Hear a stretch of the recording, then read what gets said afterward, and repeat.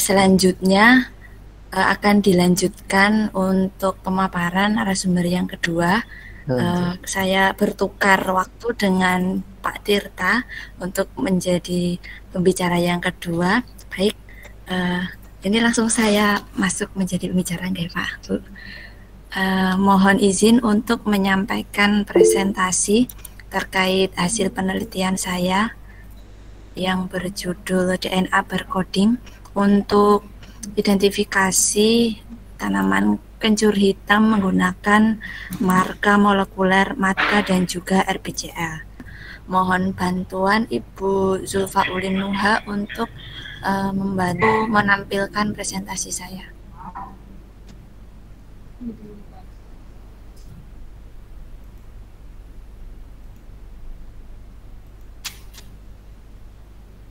Enggak.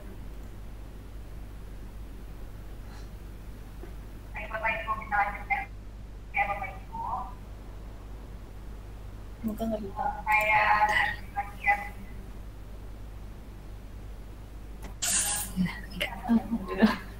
Baik, terima kasih Bu Zulfa Ulinuha. Baik, ini adalah hasil penelitian dari tim kami yang ada di Laboratorium Pemulihan Tanaman dan Bioteknologi bersama dengan Bapak Oni Hidayat dan Bu Nur Hasanah dan juga Ibu Mastini Dinuriyah. Latar belakang dari penelitian ini adalah adanya keanekaragaman hayati yang tinggi terkait tanaman obat-obatan, terutama dari kelompok Zingiberaceae. Untuk tanaman kencur hitam ini umumnya dari referensi ditemukan pada wilayah tropis, khususnya di Indonesia, Malaysia, dan Thailand. Biasanya rhizomnya digunakan sebagai obat-obatan. Gambarnya tampak pada sebelah kanan, habitusnya seperti ini, dan juga untuk rhizom warna dari rhizomnya adalah hitam menuju ke ungu tua. Kemudian latar belakang dari penelitian ini adalah terdapat diversitas dari warna umbi beberapa tanaman kencur, di mana untuk tanaman kencur hitam ini merupakan salah satu di beberapa warna umbi tanaman rempah. Yang pertama ada temu hitam, kemudian ada kencur hitam, kemudian selanjutnya ada yang dinamakan sebagai kunyit hitam. Menurut Ririn Suharsanti pada tahun 2021, beliau mendefinisikan warna dari beberapa rimpang ini.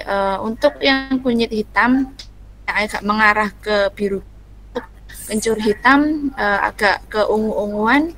Selanjutnya dikatakan sebagai temu hitam ketika hanya ada warna yang sedikit samar-samar biru hingga ke ungu tua, namun dengan dominan warna putih.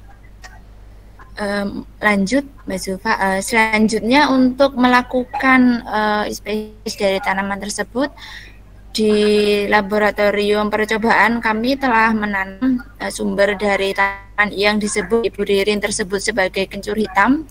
Namun kami masih harus melakukan konfirmasi terkait spesies tersebut, apakah memang benar-benar disebut sebagai Kaempferia parviflora, yaitu yang disebut sebagai kencur hitam, yang morfologi rhizomnya sama dengan gambar yang di tengah, ataukah memiliki nama ilmiah lain.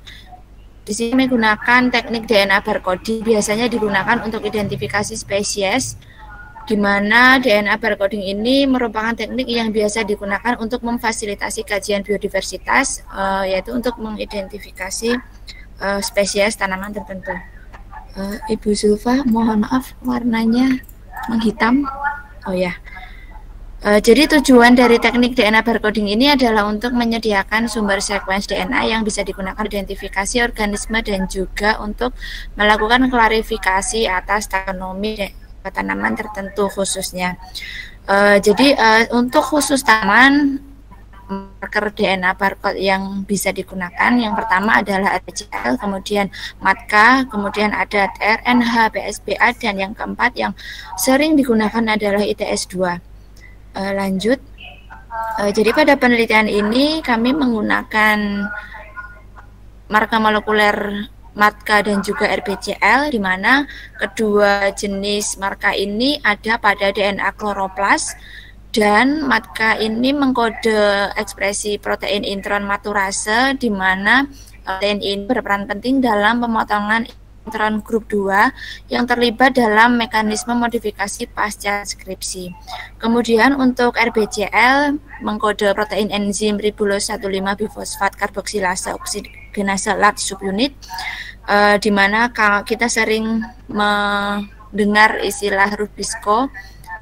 Selain itu juga biasa kita sebut sebagai RUBP case atau RUBP co yang terlibat penting dalam tahap pertama fiksasi karbon pada tanaman. Lanjut. Jadi kajian ini merupakan kajian awal dalam pengembangan tanaman kencur hitam yang nanti harapannya kami ingin mendapatkan tanaman kencur hitam yang bisa dipanen dalam waktu yang singkat. Tentu nanti akan sangat terkait hubungannya dengan bagaimana kita bisa mendapatkan umbi yang matang dalam waktu yang singkat.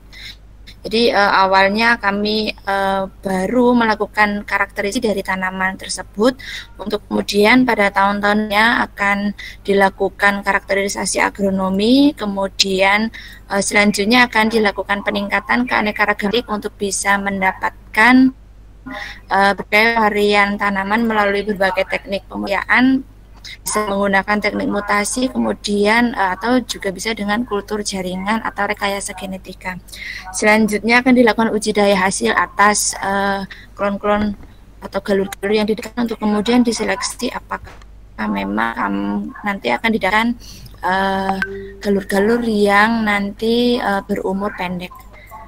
Lanjut, Mbak Zulfa. Jadi tujuan dari penelitian ini spesifiknya adalah untuk melakukan penentuan hubungan kekerabatan dari tanaman kencur hitam dengan menggunakan penanda molekuler Matka dan juga RBCL. Metode yang dilakukan adalah yang pertama dengan melakukan ekstraksi genom dari sampel jaringan daun. Kemudian setelah itu dilakukan amplifikasi marka menggunakan reaksi PCR dalam mesin thermocycler. Kemudian primer yang digunakan tentu adalah primer Matka dan juga RBCL. Selanjutnya kita cek apakah didapatkan hasil dari sekuens Matka dan juga RBCL tersebut dari gel elektroforesis, dan juga kita cek berapa panjang basa nukleotida yang didapatkan dari reaksi amplifikasi ini. Kemudian setelah itu di sequencing dan hasilnya dianalisis menggunakan perbandingan dari data banken yang telah ada di internet.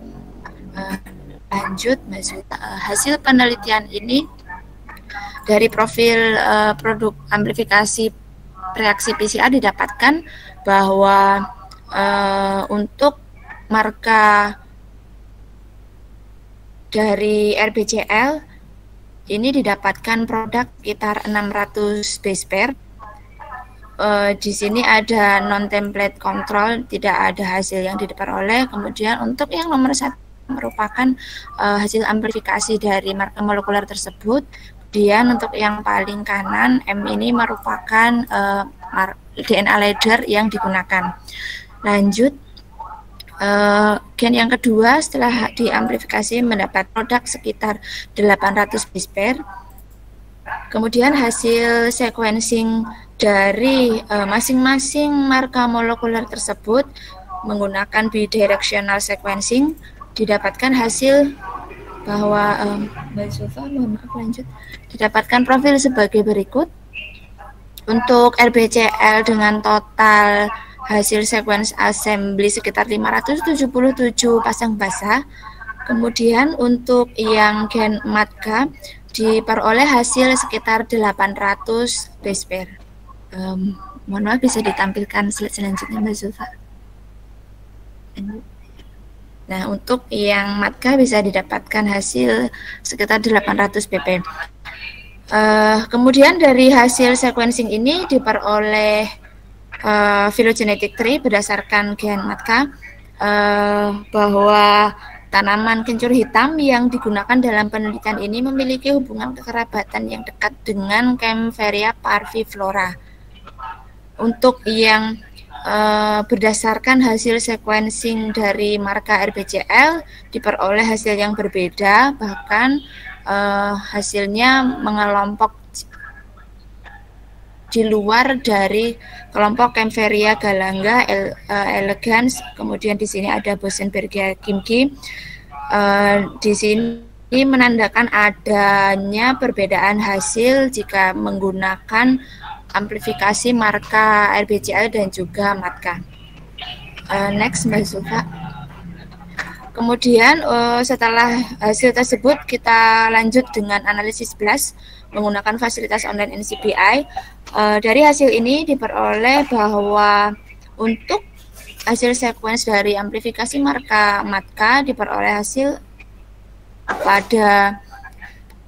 ini diperoleh persentase kesamaan pasangan basa sebesar 99,88% nukleotida dengan Kaempferia parviflora dengan nomor aksesi AB232052.1.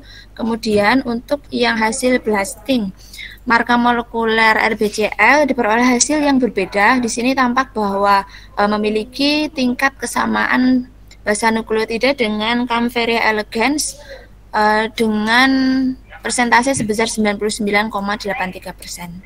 Baik, ini saja yang bisa saya sampaikan. Simpulan dari penelitian ini adalah bahwa identifikasi spesies dengan marka molekuler MATKA dan juga RBCL menunjukkan profil bahan filogenetik yang berbeda padahal menggunakan sampel yang sama.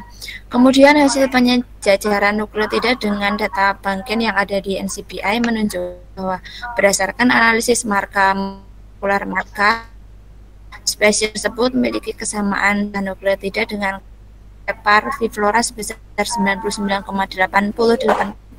Kemudian menggunakan hasil analisis marka molekuler RBCL memiliki kesamaan basa nukleotida dengan Kaempferia elegans sebesar 99,830%. Hasil ini mungkin masih perlu untuk dikonfirmasi kembali menggunakan karakterisasi morfologi maupun anatomi. Baik, terima kasih banyak.